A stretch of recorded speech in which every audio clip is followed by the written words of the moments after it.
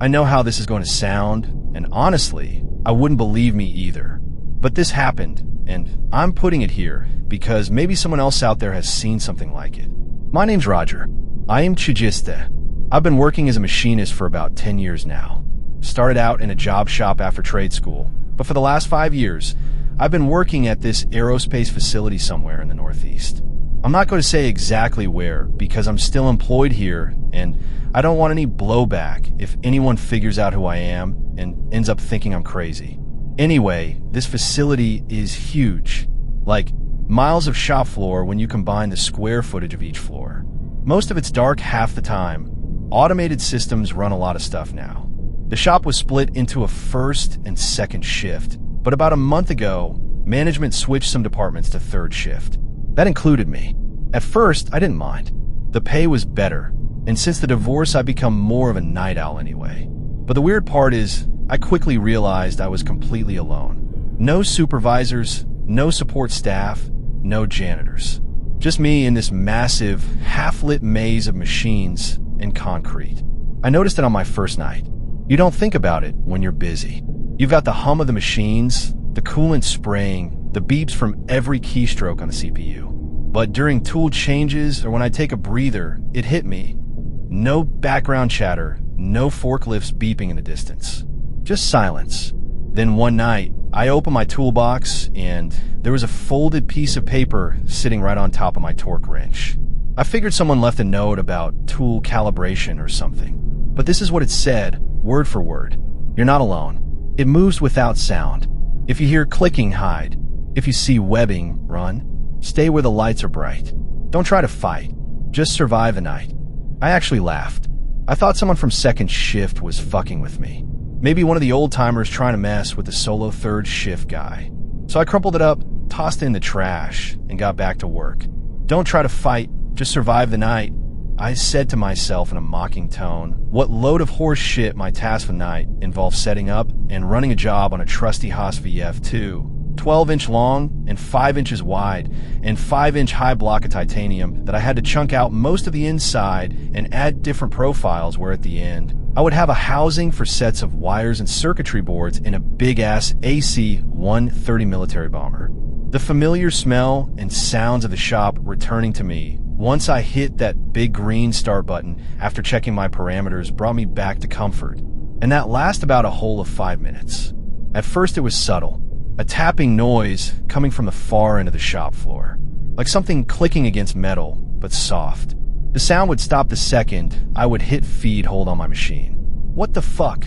I thought to myself as I pressed start on my machine and made my way to the opposite end of the shop.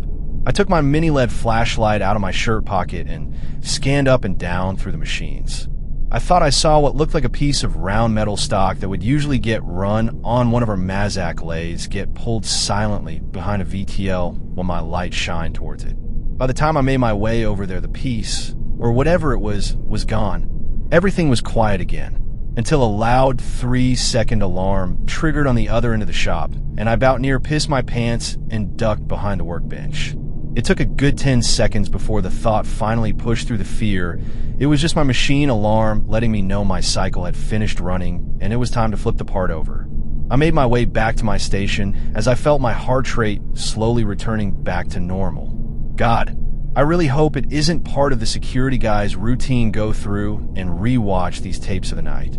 I was able to finish out the night normally. No more clicking, just the whine of end mills and the lo-fi I had going to my speaker. Then a couple nights later, I found strands of what looked like thick fishing line hanging from the ceiling gantry above my station. 2 lines trailing down and swaying slightly. Not like cobwebs. These had weight to them. They shimmered under the overheads. When I touched one, it was sticky and strong, like glue-coated thread. It pulled at my glove when I tried to brush it off. Due to the location of the strings or threads or whatever the fuck, I basically had to spend the whole night with my neck at an angle while watching my machine, and then, about halfway through the shift, it finally happened. My end mill must have hit a hard spot in the material I was running and let out a piercing, high-pitched whine that caused my whole body to jolt while I scrambled for the feed hold button. Once the end mill stopped spinning and I moved my head closer to the glass of the doors and felt the temperature change on my head. Neck still cocked, I turned and looked and saw my hat, firmly being held and swaying on one of the strands. It moved in a way that made me feel it was almost taunting me. I reached up and gave the hat a good pull, and just like with the glove, it was held on tight by the string or web with the strength of Zeus. I was absolutely way too determined for my own good to get this hat back, and I made a decision that I can honestly chalk up to one of the stupidest things I've ever done. I moved my chair over to the front of my machine about 6 feet from the door, stood on the chair, and reached forward to grab my hat, and slowly started to lean backwards. Now, I'm not a relatively small individual, so I figured there was no way I would need to exude too much force to pull it free.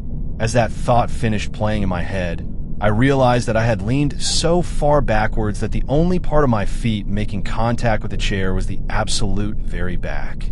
Resigning myself to defeat, I decided to lean forward, but I felt something pull at the line attached to the hat, and by extension, as the only thing holding me up, myself. It felt similar to feeling a fish take an investigative nibble on your fishing line. Then, a force I couldn't see hidden in the darkness of the nearly century-old rafters pulled harder, and my feet scrambled out from under me, causing the chair to go flying behind me towards my machine. I dangled there and contemplated what my next option was, but that was decided for me when a line began slowly being reeled in, a couple inches at a time, but at enough of a pace where panic started to rise.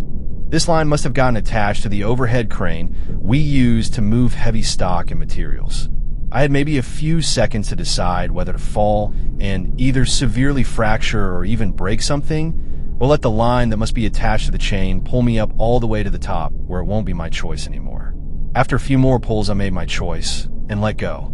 Now, what happened next is just what is the absolute best conclusion I could come to once I woke up. When a line had initially pulled me and sent the chair flying, the chair must have rolled over and bounced off the machine with enough force to roll just enough back to its starting location where it caught my right leg on the way down, sending my head right to the floor and bouncing off the black and yellow texture mats we stand on to make not standing on your feet all day suck so much. I felt everything start to spin as a dark tunnel slowly encroached my vision. And as my eyes drifted to the ceiling, watching my hat still being inched up towards oblivion, I could have sworn I saw hundreds of red little dim lights looking right down at me. And all at once they shut off, or closed, and turned on again. As the very last bit of consciousness left me, a very distant thought inched its way forward, and I'm not even convinced it was my own. They blinked, and then everything went black. I finally came to around 5:30 a.m., and the pain was immediate. My eyes were focused on the ceiling that I could now fully see thanks to the timed overhead lights. I realized it was completely bare. No crane, no lines coated in some unidentified sticky substance, and the most depressing part of it all, no hat. I had to tell someone about this, and 6 a.m. couldn't come fast enough. I limped down and reported the self-retracting crane to maintenance, but just as I suspected at this point, they didn't see anything when they came to check on a scissor lift. I asked the two gentlemen who came over if either of them had left a note in my toolbox. Well, like a love letter. One of them said in a wet, raspy voice that told me his preferred method of breathing oxygen usually came with a filter of tar and nicotine coating it. The other used the lift controls to raise the carriage up more than necessary and drove off back to the maintenance bay to give me the message that the conversation was over. I drove home hatless with a throbbing pain in my head, and I couldn't decide which hurt more. That final image flashed its way to the forefront of my mind. All the little red dots that blinked at me. No. It was just a malfunctioning crane flashing an error code. I thought to myself, the building is old as hell. So is all the equipment. So are most of the people who work on first shift. Every other day, something is red tagged with promises from the higher-ups of getting right on it. I finally made it home, and after giving my dog her breakfast and a quick romp around the yard for her to do her business, I took some Tylenol PM and laid down with the faintest hope I at least wake up without a headache. When I got there that night and made my way to my station, I began getting a feeling that I hadn't felt since my first day back in 2020. Any machinist that works at a bigger facility will understand the 90-day probation period that we all go through when starting out at a new place. That 90 referring to the fact that for any reason at all within those 90 days, if you mess something up, break something, or just happen to get on the bad side of your supervisor, they can march you out the door, no questions asked and no reasons needed. The feeling specifically, though, that I am referring to for those 90 days is that feeling of being watched. Having all the eyes of the higher-ups and bitter coworkers who are convinced you're there to take their jobs. Hundreds of eyes, every single one of them is watching you, waiting for you to mess up. Why I was having that feeling, though, at this moment, 5 years into my tenure, and most importantly, because of this shift change in a completely empty shop, I didn't know. After the night I had last night, I knew one thing was for certain, and that was that I really didn't want to be alone tonight. I had also come to the conclusion that the security guys do not watch the tapes of the previous nights. I know this because the absolute asshole security guard we have, who resembles a Paul Blart knockoff, would have definitely made a point to stick around until I showed up for the night to have a good laugh at my expense and go out of his way to make sure I knew about it. So I decided tonight I wasn't going to be alone. I texted my buddy Miguel from second shift. He's the kind of guy this place attracts and prides themselves on with their connections to the military and giving jobs to veterans directly after getting out of the military. In simpler terms, he's a big fucker who's enjoying his 6th year retired from the Marines, working over in the quality department, and has more money than one person can spend in a lifetime. I told him I was probably being stupid, but I mentioned the noises from the past couple of nights and just flat out asked if he could swing by and hang out for an hour. I didn't mention the strings or me busting my ass, mostly just trying to avoid any ridicule at this point. I figured even just having someone else nearby would help me chill out, or on the off chance anything happened, I wouldn't feel as crazy having a witness, and maybe he could even get some answers out of the old-timers on first or second shift. He showed up around 1:30 a.m., said he'd brought some energy drinks, and was looking forward to a catch-up session. The two of us walked over to my machine, where luckily tonight, I had a very easy night ahead of me. All I had to do was continue a job that was running on one of our huge Integrex machines from the previous shift that had an almost 10-hour cycle time.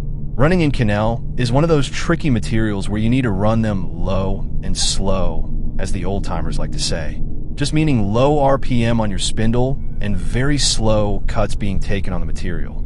About 10 minutes after he got there, the machine was performing a tool change, which caused my ears to pick up on something else. Something familiar. I held my hand up to Miguel, who was in the middle of a sentence. Something having to do with his latest ridiculous toy that was also most likely overpriced. He stopped and gave me a puzzled look, and I leaned over to hit the feed hole button on the machine before the spindle started back up.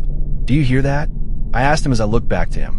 We both looked over to the right of us, to the far end of the dark shop, where just the silhouettes of the machines and drill presses were the only thing we were able to make out. And then I heard it. We both heard it. Click, click, click, click. The same rhythmic clicking noise that I heard the night before when my hat got taken. "What the hell is that?" he asked me curiously. "I have no idea." I told him, "That's the noise I mentioned when I texted you earlier. I heard it for a couple nights, and then nothing last night. But now," I trailed off, gesturing to the direction of the noise. "Should we check it out?" he asked me after the night I had the previous evening. I was in the mood to go adventuring off and losing any other articles of my clothing or concuss myself further. I should really stay here and watch the machine, just in case anything happens and I need to hit the oh shit button. I responded. He looked thoughtful for a moment and then smiled. "I'll be right back," he said. He ran out the other way back to the parking lot, and I stood there waiting and listening to the clicking. He came back a few minutes later, carrying the new toy he had been telling me about. "Is that a drone?" I asked in disbelief. I wasn't shocked that he had a drone. I was shocked at the fact it was from the brand Freefly. "How much did that cost?" "Those are anywhere between $15,000 and $25,000. He looked at it for a second and shrugged, saying, "Not sure. I saw it online and did the instant buy. I don't recall looking," he said with a laugh. I shook my head. "So what's the plan here?" I asked. He put the drone down over my workbench and took his phone out of his pocket. A couple minutes and finger movements on the screen later, and the little propellers on the drone started to spin. The drone started to lift up from the bench, and I saw the bright light next to its camera turn on.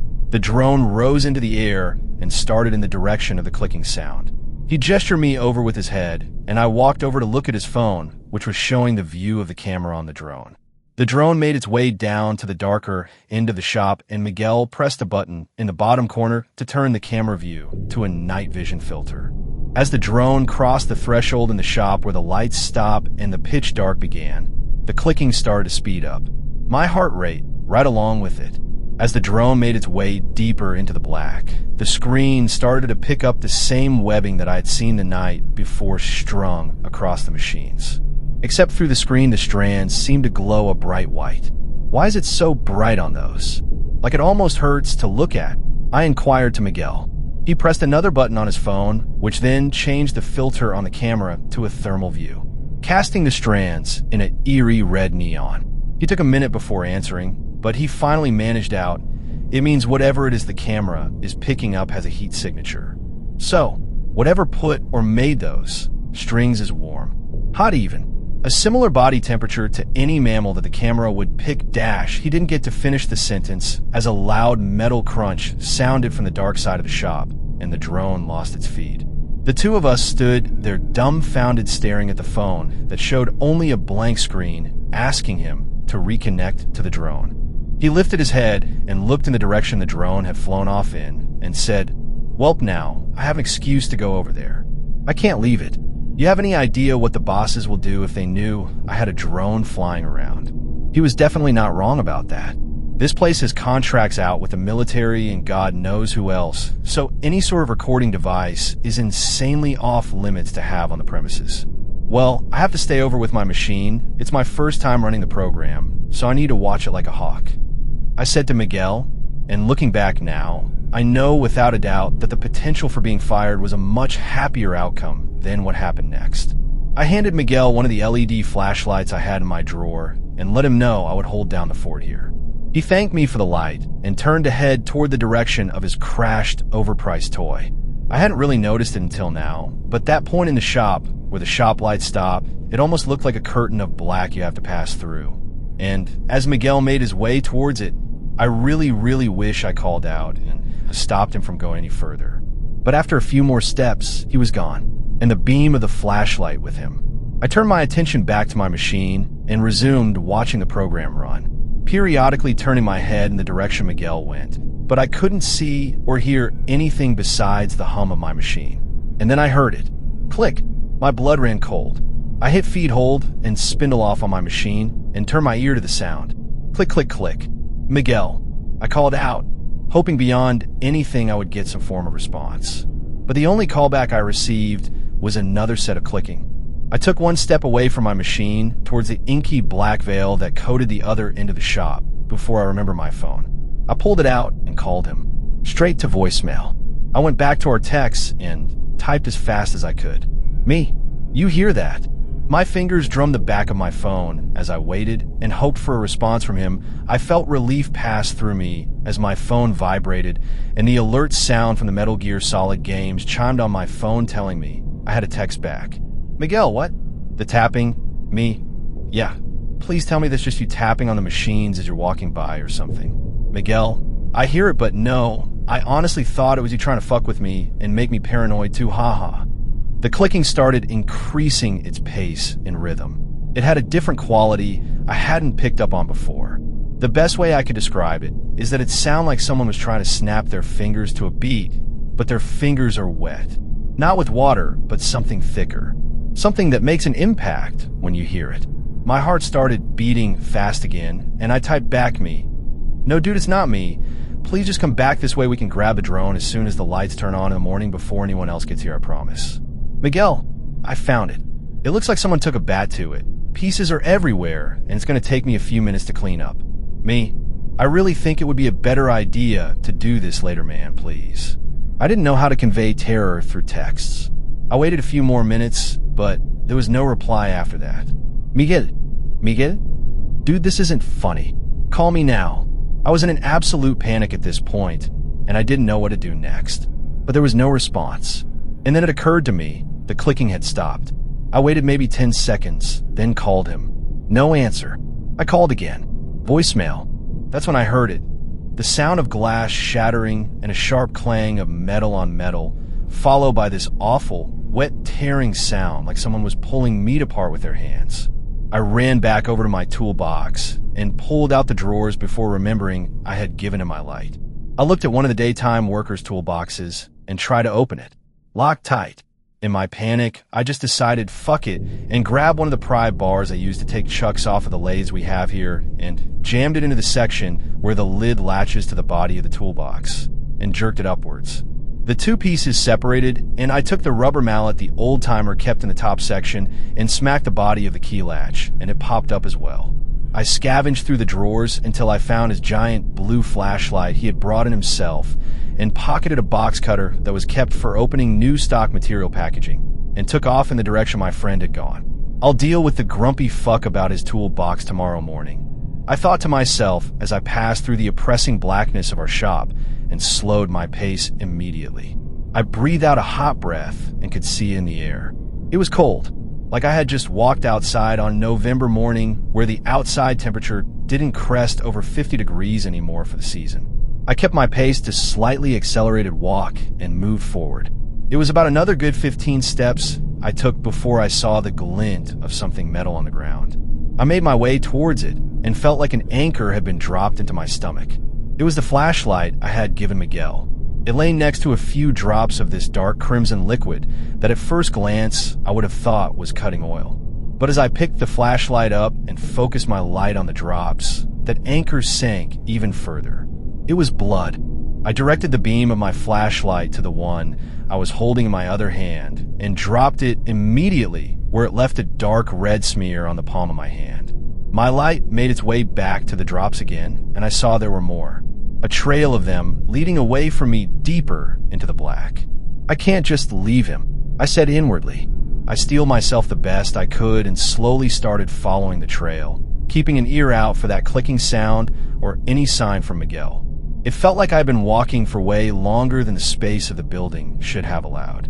Normally, if I walk from one end of the shop to the other during the day, it takes me a good 5 minutes. But it had to have been more than 10 minutes since I made my way into the darkness. The droplets were starting to get closer together now and took on more of an elongated shape, as if whatever left the drops was being dragged away. I saw that they went around the corner of one of our larger outdated jig bores and slowed my pace, not exactly prepared to surprise whoever or whatever might be behind the machine. A pissed off and scared Marine is just as scary an outcome as some other unknown force at this point. I steadied my breath and walked forward toward the machine and stopped just before I could see around it. Miguel, I called out. It's me. I didn't want to startle you, but I got nervous when I heard the glass breaking. My words were cut off in my throat as I took a step around the corner and my light illuminated the grotesque scene before me. It was Miguel. He was hanging upside down from the ceiling, wrapped in those same shimmering, sticky thread I'd seen before. His eyes were open, mouth too, like he died mid-scream. But what really terrified me was that his skin, his whole face and chest, looked peeled, like something had removed it in one piece. I could count each of his individual teeth and see straight through his jaw. Blood was everywhere. I guess a better way to word it is that everything was covered in the crimson essence that used to be my friend, dripping from above, pooling below him. It looked like raw hamburger meat where his chest had been, and I swear to this day that his fucking fingers were still twitching. I backed up and tripped over an air hose hanging down from a machine, and when I hit the ground, I looked like I fit in this scene of the shop perfectly after being coated in my friend's blood. I stared up into the ceiling, breathing heavily and trying to move my hand around and locate my dropped flashlight. That's when I saw something. Not an overhead crane, not my friend strung up in some macabre display of death. No, something wrong. My eyes were slowly getting accustomed to the dark that engulfed me, and I saw the faint outline of something massive shifting up in the steel rafters overhead. It didn't make a sound at first. No footsteps, no growl, just that soft, rhythmic clicking again like claws tapping concrete or steel. My fingers finally made contact with the flashlight, and I clicked it on. I shot my flashlight up, and I swear on my life, I saw it. It was massive, easily twice my height. its limbs creaking like splintering wood and groaning iron. I froze. My breath caught, my instincts screaming run, but my body refused. Its frame was a grotesque tangle of machine and bone. The legs, 8 of them, were long and jointed like a spider's, but instead of chitin or muscle, they were built from femurs, rusted pistons, and fractured hydraulics, clicking and hissing with every movement. Some still leaked oil like black blood. Where a head might have been was a massive human skull, bleached and cracked, with something mechanical fused to its base, rotating gears and exposed cabling writhing like tendons. Its mandibles, if you could call them that, were fashioned from what looked like shattered saw blades, sheared pliers, and serrated drill bits. They clacked open and shut like a demonic mimicry of speech. Behind them, I caught glimpses of jagged, metallic teeth, some glinting like surgical steel, others rusted and stained. And in the pits of the skull's eyes were hundreds of little red, glowing lights casting a beam of malice down towards me. It didn't belong to this world. It wasn't a machine. It wasn't a creature. It was a nightmare that had found a body. And it was looking at me. Then it dropped. It landed with a bone-jarring thud, maybe 15 feet from me. Finally, my primal instincts took over and I scrambled to my feet and took off running. I didn't know what the fuck this thing was, but one thing I did know for sure. It was fast. Not smooth like an animal, but jarring and precise. Every step calculated like an industrial accident waiting to happen. It wasn't chasing me like a predator. It was hurting me, pushing me deeper into the shop's bowels. Every few seconds, a sharp, staccato hiss would echo through the vast dark maze, compressed air bleeding from old hydraulics stitched into its limbs. I was running as fast as I could between machines, ducking under half-assembled engine blocks, smashing my arms against the levers attached to cold steel presses that loomed like tombstones. My breathing was thunderous in my ears, but it couldn't drown out the sounds behind me. I could feel the air generated by force of this thing slamming its jaw shut. My limbs absolutely burned at this point, and I genuinely didn't think I was going to make it to any form of relative safety. But to my luck, and utter disbelief even to this day, I heard the sounds of chains being pulled and rattled from the ceiling, like something had been hooked on to one of the chains of the falsely accused ceiling lift cranes. I couldn't hear the sound of its footsteps behind me anymore, and against my better judgment, risked a glimpse back. My light's beam found its way to the creature. Its head was facing away from me, and I could tell by its movements it was trying to pull itself back. But from what? I aimed the light up to the ceiling crane and found the chain attached to its underside, the chain that was hanging all the way down below the site-wide safety standard of 6 feet from the floor. Entangled in the hook and chain links leading to it were a multicolored bouquet of electrical wires sticking and protruding out from a leg belonging to this monster of man and machine. My better senses told me to take advantage of the situation and just fucking run. But this thing, this disgusting amalgamation of death and terror, this thing killed Miguel. I took a deep breath and ran towards the creature with my light trained on the hoist controls for the crane. The creature was keeping its focus and anger on its snagged leg as I got within 5 feet or so of the controls. "Ah shit," I said to myself as I saw one of its hundreds of red eyes flick towards me in the corner of its socket. And as that though left my body, I felt something hit and cover my left foot, and it was cemented in place. I stumbled forward, but with my foot locked in place, all I managed to do was give my neck whiplash and come down hard on my right ankle. I was maybe 2 or 3 steps away from the dangling controls, and I saw that my foot was coated in a glob of that same sticky strand substance that was hanging from the ceiling. I shined my light over towards the monster and saw that it was making a much more aggressive effort to get its leg freed. Not wanting this place to become my tomb, I reached as far forward as I could to the controls and could just barely get my fingertip to touch the body of it. No, fuck this," I said to myself as I stretched myself to my shoulder's limits. And then I felt something poking me in the thigh, the box cutter I realized. I reached into my pocket and slid the button on the side to present the blade and the path to my freedom. I started swiping down at the glob and slowly felt the blade cutting through the thick sticky cords that were locking me in place. Keep my light alternating between me and the monster's progress with our respective appendages, I saw that it was becoming dangerously close to the pigtails being ripped straight out of the creature. I cut with more vigor and felt myself being able to lean forward a bit more. It got to the point where I finally was able to get my foot out of my shoe, and I lurched forward, grabbing onto the control box, and pressed up. The crane came to life and began retracting the chain up into the body of the contraption. The creature let out a loud, piercing screech consisting of the debilitating sounds of grinding metal and a high-pitched whistling. I kept my finger firmly held down on the up button and then also pressed the end button indicating north, and the crane began to move itself and the creature down the track installed on the ceiling. The creature's legs began reaching out and trying to hold and grasp anything it could while it raised higher and higher towards the ceiling, right into the set's up interconnected angled metal support beams for the ceiling. The creature rose further and further, and just as I thought the last few pins connecting the wires and creature were about to give up, the legs began getting caught on all the multi-angled beams, and a revolting, crunching noise joined the chorus of grinding metal and that god-awful clicking.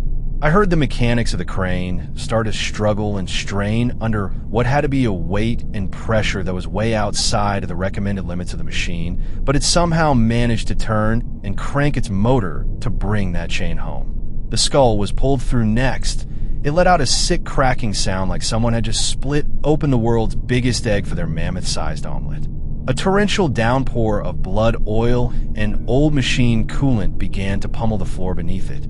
I was pretty confident at this point that I was mostly out of danger as I kept my hand depressed on the up button. But of course, like the rest of this night had shown, I was not the favorite to win over this situation I had found myself in, however.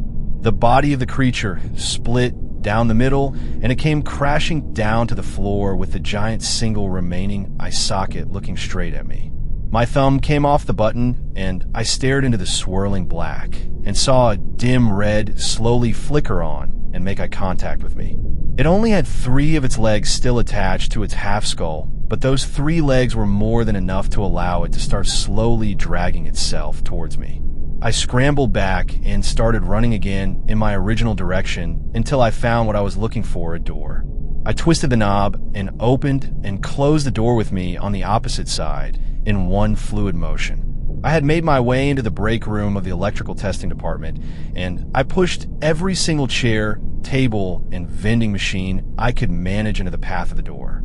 After my intense renovation of the break room, I tried to steady my breathing while I listened intently for any sounds on the opposite side of the door.